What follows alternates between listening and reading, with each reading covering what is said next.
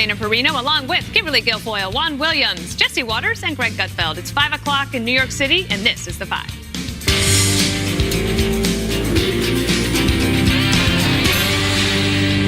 Today, President Trump made history with a dramatic shift of U.S. foreign policy in the Middle East. He forged ahead with his decision to declare Jerusalem Israel's capital, despite objections from Arab, European, and other world leaders, and even the Pope. We cannot solve our problems by making the same failed assumptions and repeating the same failed strategies of the past. Old challenges demand new approaches. I have determined that it is time to officially recognize Jerusalem as the capital of Israel. While previous presidents have made this a major campaign promise, they failed to deliver. Today, I am delivering. President Trump stressed Israel's a sovereign nation with the right to determine its own capital. The president also ordered the State Department to begin the process of moving our embassy to Jerusalem from Tel Aviv.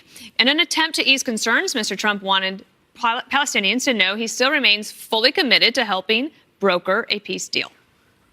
I also want to make one point very clear. This decision is not intended in any way to reflect a departure from our strong commitment to facilitate a lasting peace agreement. We want an agreement that is a great deal for the Israelis and a great deal for the Palestinians. I intend to do everything in my power to help forge such an agreement. So definitely a historic day. Juan, I thought I'd go to you first because you've covered this issue for over many presidents. The position of the United States now firmly ensconced in the promise that had been made for many years that the United States would make this recognition. And finally, today it happened. Right. But of course, part of that policy for the longest time, Dana, has been a two-state solution, that we would, in terms of final status with regard to Jerusalem, have that as part of the negotiation, the ongoing negotiation. And the United States, even with people like Bill Clinton, who were all about moving the capital, the embassy, said very clearly that the reason they didn't do it was to preserve the United States as a fair and, well-regarded arbiter on both sides, by the Israelis and the Palestinians. So what we saw today was sort of a preemptive move. Now, you have Jared Kushner supposedly out there trying to make a deal of some kind. We haven't seen much evidence of any progress. But what we have seen now is the president, I think it's almost like a businessman. He says, you know what? Let's just shake it up. Let's put the Palestinians on notice. If you don't like the way things are going, well, then you better get back to the bargaining table. But he wasn't the only one, Kimberly, because the Crown Prince, well, now King Salman of Saudi Arabia, called Abu Mazen of the Palestinians and said, "This, you need to get on board with this." And the president, I think, recognizes that in their capitals, in these different countries, they have to say what they're going to say for their domestic audiences. But this seems, I think, to be okay with the Saudi Arabians and possibly others for an anti-Iran alliance. Yes, I think so. And that's really, I think, what is, behind this as well in large measure. But this is something that the president has been considering and contemplating for some time. There has been, tremendous support from the Israeli community to do this and for the president to make this move. And you've seen a very solid friendship and alliance between Netanyahu and President Trump, that they work very well cooperatively. There is a lot of mutual respect there, which I think is a healthy and good thing for the United States going forward. I take him at his word. I believe him when he says that he's going to continue to try to, broker a deal and work this out.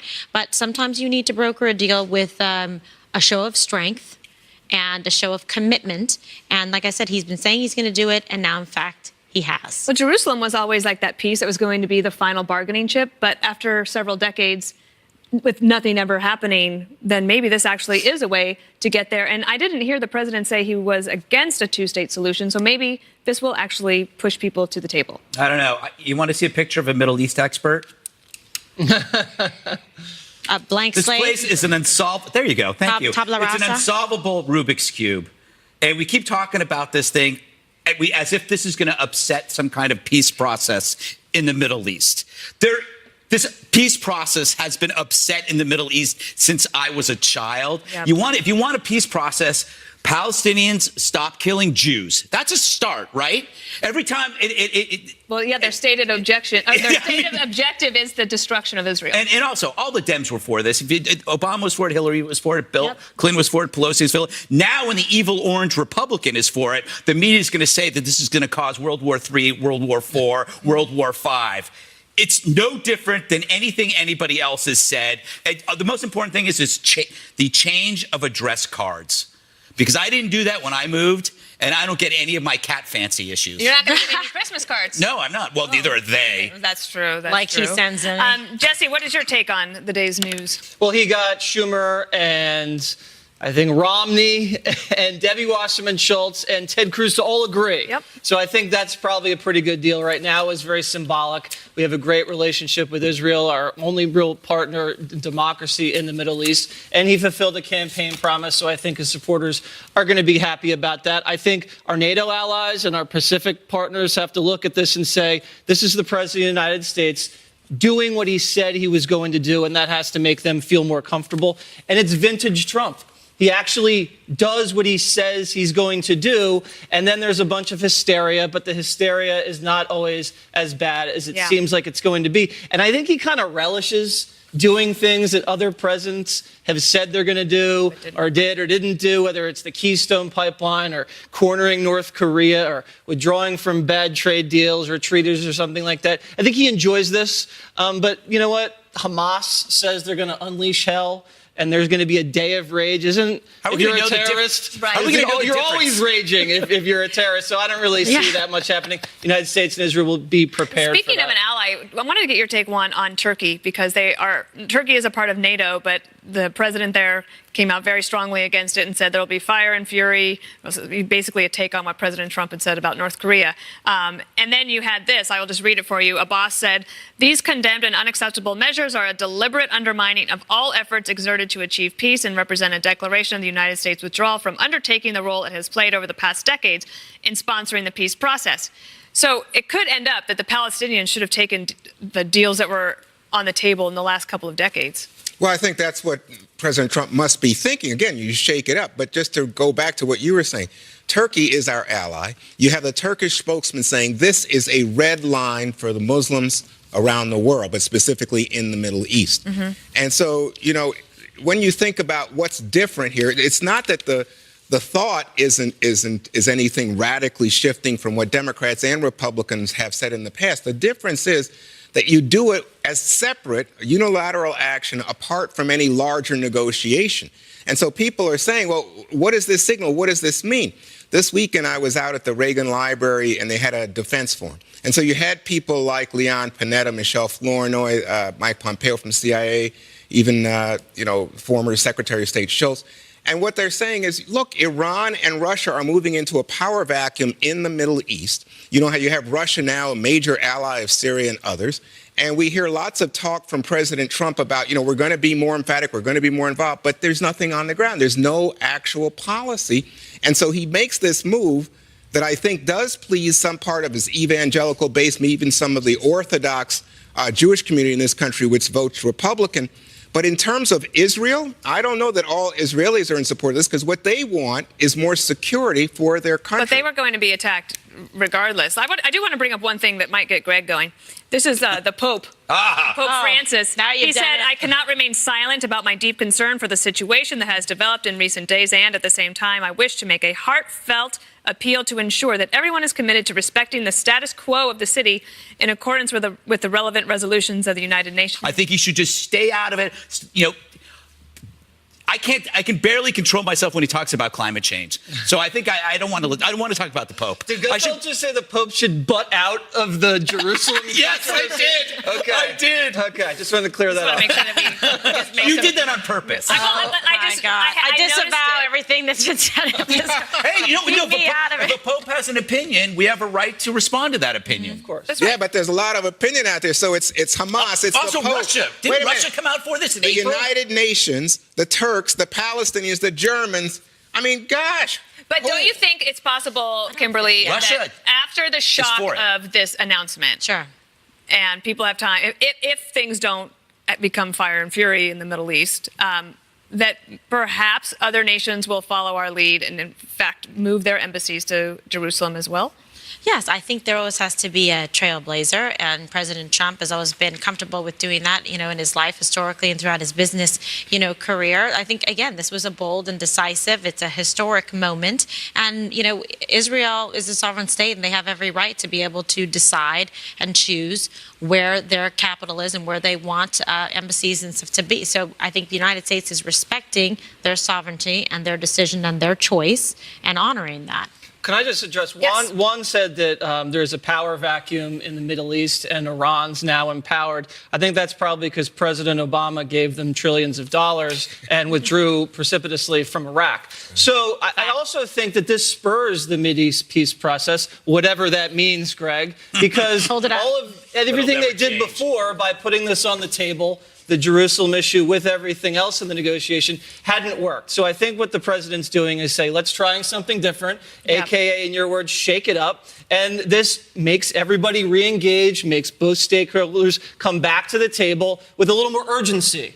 And I think that's good. And I think they're sequencing. Yeah. Right? So they make this announcement, and then today somebody on background from the White House said that they expect within the next 12 to 14 months to have more of a fleshed out plan. So then you actually have some time for it to take hold. So I think then you have to think of it in terms, Jesse said symbolic. And I think that while Kimberly said this is a historic day, I think of it as symbolic and a political gesture because we're not actually moving the embassy anytime soon. He's going to sign another waiver that says the embassy will remain in Tel Aviv and then say, For 6 months, right? Every 6 months you keep doing it. He said, or apparently, I think this is what the president's aide said today, according to the news. It will just take some time. That it will take years before they can even think about it, Jesse, because they got to build it. They got to find a contractor, land, and all. But it's happening. So it's going to take as long as the wall. Is that what you're saying? We're in unison. We're a speaker system. Yeah. All right. Times Person of the Year. Coming up, a big announcement coming from embattled Senator Al Franken. I think they just changed the T's on me. Have some news about Al Franken. Stay tuned. Next. Today, Time Magazine named the Silence Breakers its Person of the Year as we're seeing more fallout from the massive movement today. 6 women filed a class action lawsuit against Harvey Weinstein and his former companies. They say they're representing hundreds who have been harassed or assaulted by the disgraced movie mogul. Meanwhile, Al Franken, due to make a big announcement tomorrow following growing calls within his own party for him to resign. That call includes party leader Chuck Schumer, who just released a statement calling for Franken to, quote, step down immediately. What do you make of this, Greg? Franken's got another accusation from a woman who was at his radio show. This happened today. He lunged at her and tried to kiss her, and he's denying that. But I know 2 people that he's personally done this to. Right. 2 people that I've known for a while. So the idea that this person that is accusing him is creating this incident with easily discernible details. She was at his radio show. She was working for a congressperson, and she was gathering her stuff, and he lunged at her. And he looks at this as some kind of offensive comedic gesture that is his kind of tradition. That's his shtick. That's his shtick, I guess. But the thing is, I think he has no idea how many times he's done this. And I think tomorrow is his last day. And I think one of the strategies here is that if he's gone and Moore is elected, then the Democrats can say that only the Republicans have sex pests, that the Democrats purge and the Republicans protect. I think that's going to be their strategy. It's not a dumb one. Jesse, the big news today is you got 7, I believe now more than 7 Democrats, but it started with 7 Democratic women, including Patty Murray, who's kind of the senior leader among women and Democrats on Capitol Hill, calling for Franken to resign. This is a big shift from what we've seen in the last week. What do you make of it? Yeah, it was about time. I think the ladies had heard enough. They probably had enough when they saw the picture of him doing that. But the latest allegation where he goes in for the kiss, but the worst part was when she denied him, he said, I'm an entertainer. I'm entitled to do this. And that, I think that sums this whole thing up perfectly, is because power is so intoxicating.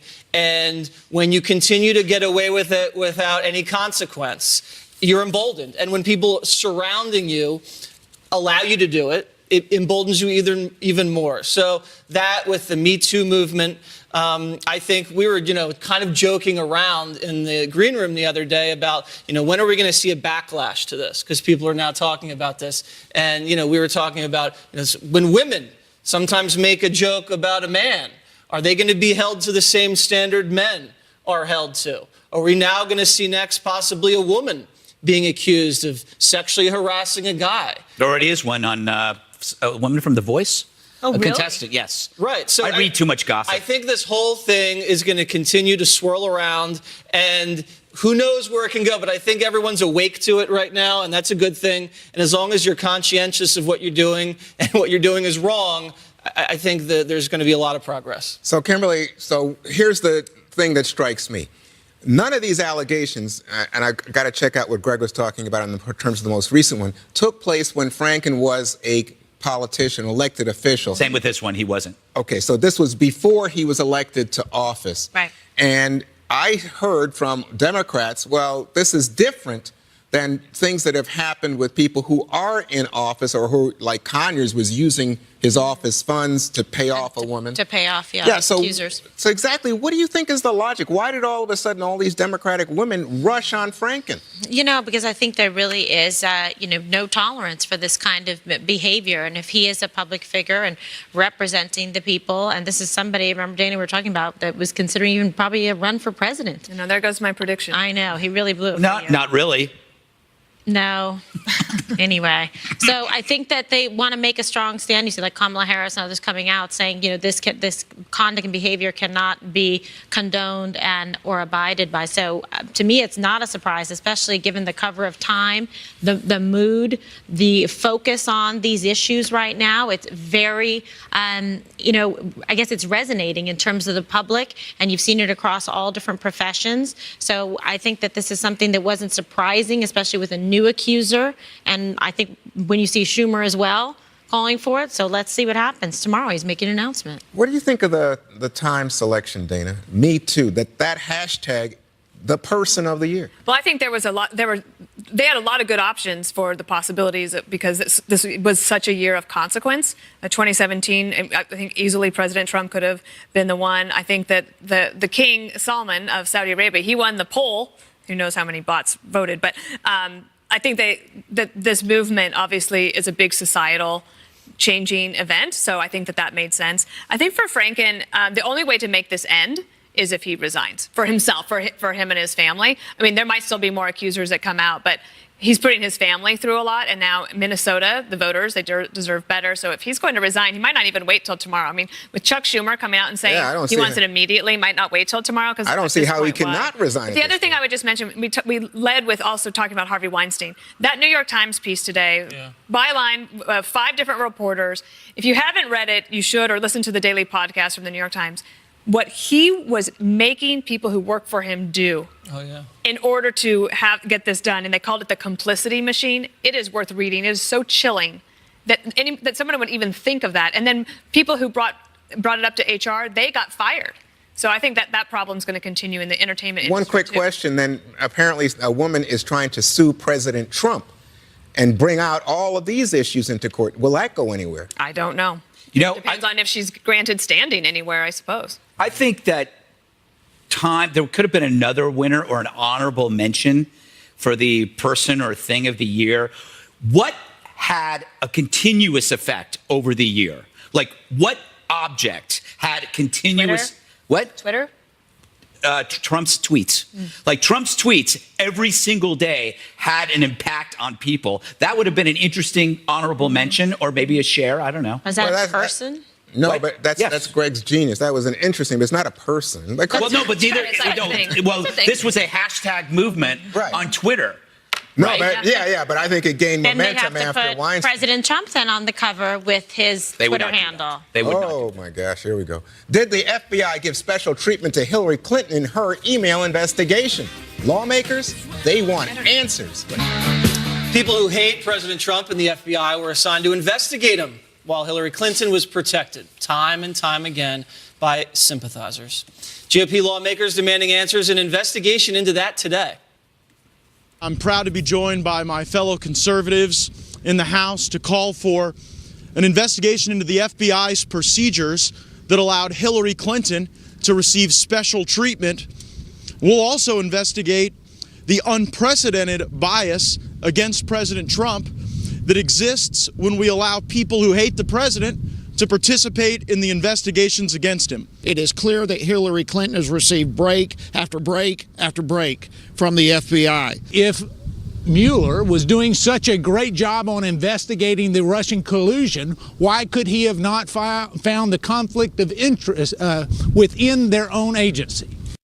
And this just into Fox. We just learned that not only was FBI agent Peter Strzok involved in the interview of Hillary Clinton, he was also on the team that looked into the thousands of emails which ended up on Huma Abedin and Anthony Weiner's laptop. Greg, has this Mueller investigation been completely compromised beyond repair?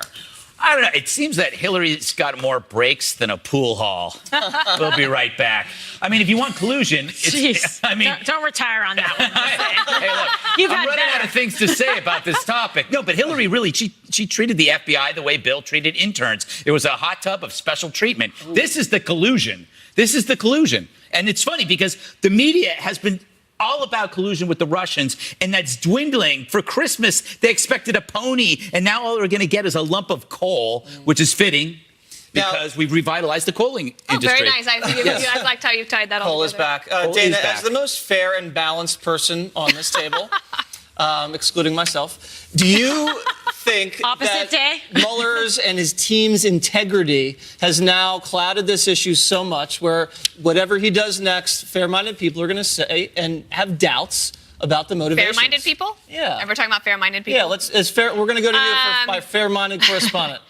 I don't think so at this point. I think that part of it is that legal issues or legal investigations are usually super locked down and quiet and nobody talks. And so Mueller hasn't given an interview. He doesn't talk to anybody. So basically there's all these allegations swirling around and they can't really defend themselves. Though I think one of the defenses that some people have pointed out is that when he found out about Strzok and his text messages, he was fired from the team. So he's probably irritated that his investigation has been tainted by somebody who did something before he even got there.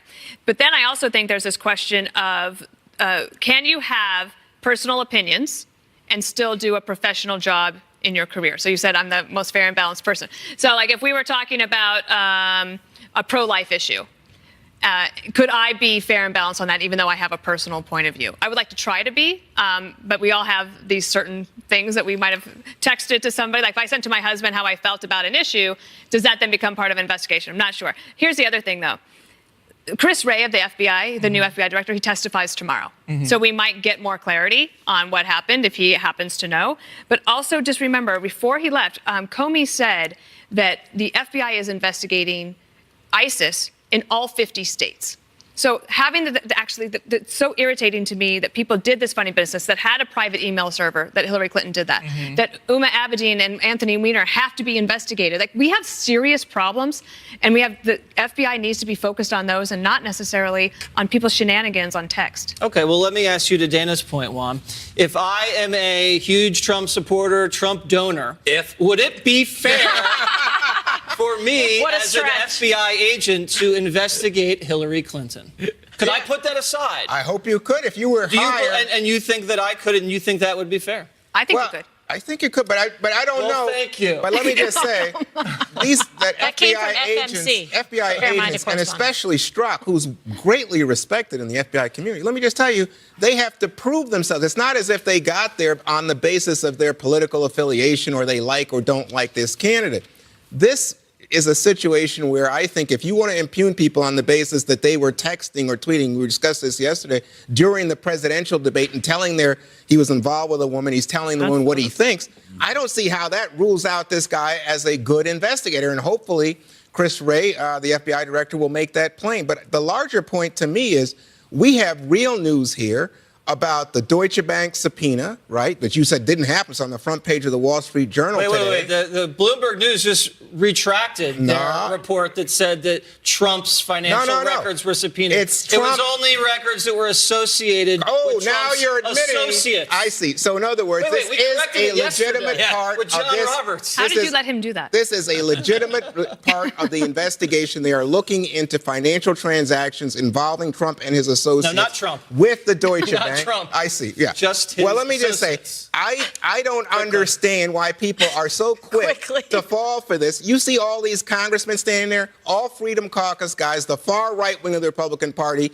essentially acting like Devin Nunes as stooges for Donald Trump, so that people don't pay attention to the real news, which is the Russia investigation. That's Ron Williams making friends, left and not right. Not right. Yeah, okay. All right. That was a doozy. Final thoughts, Kimberly. Okay, so can I say this on behalf of the phenomenal men and women in the FBI, many of which that I know and have worked with over the years and personally know, that they're fantastic. They work really hard. They take the office and the job that they do very seriously to protect this country.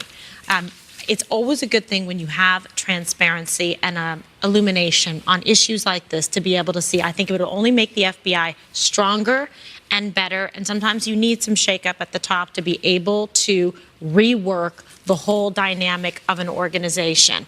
And that's what I think we're going to see here. I do call into question, as a former prosecutor, then the credibility of some aspects of this investigation. I certainly want to hear more, because we would hope, that they uphold the oath to be fair and to just be fair arbiters of the facts and let the investigation take them where it's supposed to go, absent and bereft of any kind of, ideological preference. Okay. President Obama taking some new swipes at President Trump. Greg takes him on next. Power trip. Last Saturday, Barack Obama was in Paris, or what I like to call the poor man's Cleveland, where he knocked Donald Trump for pulling out of the climate deal. I wonder if he said he grants that at the moment we have a temporary absence of American leadership in the issue. I grant you that at the moment we have a temporary absence of American leadership on the issue. He's so predictable. But so's the French audience, who laughed. They also find mimes funny. Fact is, making a decision that bugs the French is not bad leadership. Actually, it's the opposite. Knowing you'll come off as the bad guy among our more sophisticated European peers, and you still do it anyway, that's cool. And let's face it, how many times have we been right versus the French? Trump expressed real leadership here. Remember, even environmentalists admit that the accord sucks. It takes $100 trillion, funds that could wipe out global poverty, hunger, and disease 3 times over, to maybe affect a fraction of a degree over a century. It's murderous, callous virtue signaling. Worse, as Obama jokes, terrorists plot to kill England's prime minister. Terror. Remember when there was an absence of leadership on that? That's the real lesson of 2016, a priority adjustment regarding global threats. Something France could use, too. That country has suffered from so many deadly terror attacks. And yet here they chuckle with the guy who, after one attack, sent them James Taylor. But I guess in Obama's mind, ISIS was always JV and coal was always varsity. So, Dana, it strikes me that President Obama, he's kind of like one of those traveling comedians. When he shows up at a place, he finds out where he's from, and he starts saying nice things about Cleveland or whatever. It's like this. He shows up and he knows he can get a joke. I love the Browns. Yes, but he can make a joke about Trump because he knows he's going to get a laugh. He tries to sort of skirt it so that he doesn't, say President Trump's name so that there wouldn't be, that outrage. I guess that there's probably other ways that he could have done it, but I agree that this is pretty bold to do in pulling out the Paris Accords. And it was similar, like when President Bush pulled out of the Kyoto protocol, he paid the price for that in diplomacy every step of the way, because the European capitals thought that we were terrible, and we're stupid and ignorant. The third world nations wanted more from the president on that, and so I think that President Trump has got us back to the place where now, even in pop culture television, when they're talking about climate change, they have to admit that we have reduced our carbon footprint, and now the refrain is, but we still have to do more. Jesse, what kills me is that there is this perception that if you're against the Paris Accords, somehow you're less knowledgeable of the Accords, when in fact, the people who are for the Paris Accords are the ones most ignorant because they don't know how much it's going to cost and what it's going to actually affect compared to what you could do with the money elsewhere. Are you calling Juan ignorant? That's not nice, Scott. That was what you call a subtweet. It was a subtweet. I was talking about Juan without saying it to Juan. Those are never a good idea. Oh, the variables, go to the variables.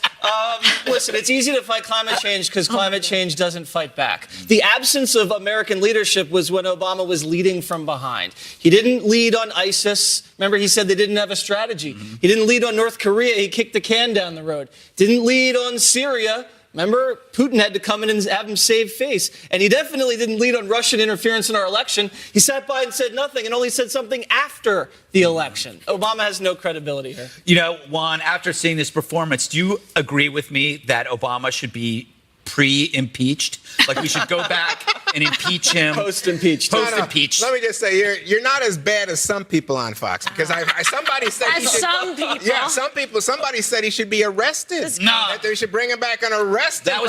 That was me in my Kilmeade mask. I thought it was you and your Dobbs. I thought it was Dobbs, I think. But my point. He has that mask too. Yeah, he does. Yeah, we love to wear it. Yes, it's mask night. They're like twinning. They sort of start to resemble each other. I got you. But anyway, it seems to me that, in fact, while he was over there, he was not only talking, with the French, but saying to all the business and activists in Paris that, guess what? This deal has held together despite the United States pulling out. And what does that say? The rest of the world is saying, yeah, we understand. But we're always the right. need. They're No, wrong. Oh, I see. No, when has the world been right and we've been wrong? Oh, gosh. Come on. Come on. Yeah. There's Let me not a just tell you single something. example. I'm pointing at a watch and I don't have one on. But by the way, I think that Al-Qaeda and its resurgence Yes. is a real current I threat. agree. And you guys go on and on. Hey. Oh, so what do you mean? Oh, my You God. go on and on about terror. You No, terror. You need to be specific instead of, because when you speak in general terms, all right. you don't really make sense. Oh, yes. I don't That's the think we've problem. only been right on this for I don't know how And here's long. the deal. Go, Kimberly. So let's talk about the reality of the situation with job numbers. Oh, by the way, the president's approval numbers up. ISIS getting crushed. Don't worry, Juan. He's getting to Al-Qaeda, too. So we're going to have to add that to the I'm list hopeful. of Jesse's delight and fascination with Where'd you get that his accomplishments. approval numbers are up? I see his Oh, numbers. Terrible. yes, they They're are. out of the 20s into the 30s. Okay. That's you know what? You're winning. The winning is just too much these days. Win. polls, Juan. Northbound, Juan, northbound. Okay. Don't forget the travel ban. Travel So many ban, things US are Supreme happening. Court. So many Yes. things are happening that you Yes. can't keep up, Juan. I know. Too much winning. Yes. Too much winning. Yes, that's right. All right, I guess I should move on now. Do it. Kimberly's been waiting all show to break out some food. Hope it's good at we the are gonna- table. I'm not reading this next part. Sprinkles Don't with miss it love. next. I'm not- Don't miss it next. It's time now for Kimberly's Food Court. But wait, there's more. Because my food court today meets Roll It. Kimberly's, dating. You know it. Oh, yeah. All right. Jesse loves it. You all know the fastest way to my heart is through my stomach, indeed. And apparently, I'm not alone, because a new study conducted by the dating website Zooks has found that love seekers who mentioned food in their dating profile have boosted their odds of making a match by as much as 144%. Wow. But not just any food. Slow it down, okay? Guacamole, chocolate, and sushi are among some of the most alluring edibles to mention for those looking for the one. Boy, did I sell that segment. You did. Okay, Jesse, do you think Yes. this makes sense? It does, because women like guac. And here's why. It gives them an excuse to eat chips, because then they put the guac on the chip and they feel like it's a healthy snack. You know that's true, right? Same thing with sushi. They consider that like low-calorie seafood, but then when you load it up with spicy wasabi mayonnaise, maybe it doesn't accomplish it. And who can't like chocolate? Obviously, that's the dessert. Okay, but all right, so that's awesome. But do you think it makes men attracted to women? Yes, more? because when men say that, something about sushi, it says that they can afford sushi and that they might take you out to a sushi dinner instead of taking you out to like McDonald's or the Applebee's. I like McDonald's, though. Well, you're different, Kimberly. You have Yes. great taste in fast food. Thank you so much. So do you, because we match like 13-year-old That's boys true. or something. We have a to that terrible name. diet. Well, I mean, looks good, right? Yep. So, all right, Dana, what do you think? Well, I noticed that quinoa and kale are not on the list of things. I've never Absolutely written not. a dating profile. I didn't know what to say. But I guess I would throw a Hershey Kiss on there. Yeah, Double you've been whammy. eating the kisses. I like that. Greg, what do you think? You're I a guess big you'd call these researcher. dating apps. Anyway, That was terrifying. they need a dating app for people who don't like to date. So basically, it's like, hi, I'm Greg. Can I come over to watch TV? Then you move in, you get married, you get fat. Just skip all the dating. Dating's overrated. It really is. No, it's terrible. Dating is terrible. Oh my God, you terrified me. You just blew out my earpiece. That was so nuts. Okay, Juan, you love food too. You're a foodie.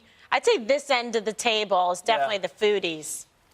Well, you know, I don't see how you lose with this, because what do you do if you go on a date? Usually you go out to dinner, right? Right. You say, let's go eat something. So the whole thing is, it's very interesting when you're on a date, because it's first date, you know, who's going to pay? And I think women, That's actually a question. Obviously. Who's going to pay? I know the answer. woman, obviously. Wait, see, you go out with a certain type of woman. But What type would that be, Juan? But I gotta say, I just think this is a winner, Kimberly. Yes, what a pasta, combination! salad, cheesecake, and burgers. And chocolate cake and cheese and pasta. But Kimberly's food court. I know we have to combined go, with but this is Kimberly's important. dating. We're trying to help people. Number producers. 4 says salad. The bottom line is, I think men love it when Yes. a woman eats and has a good appetite and appreciates the food and Indeed. doesn't like pick and act weird. Just be comfortable with yourself and own it.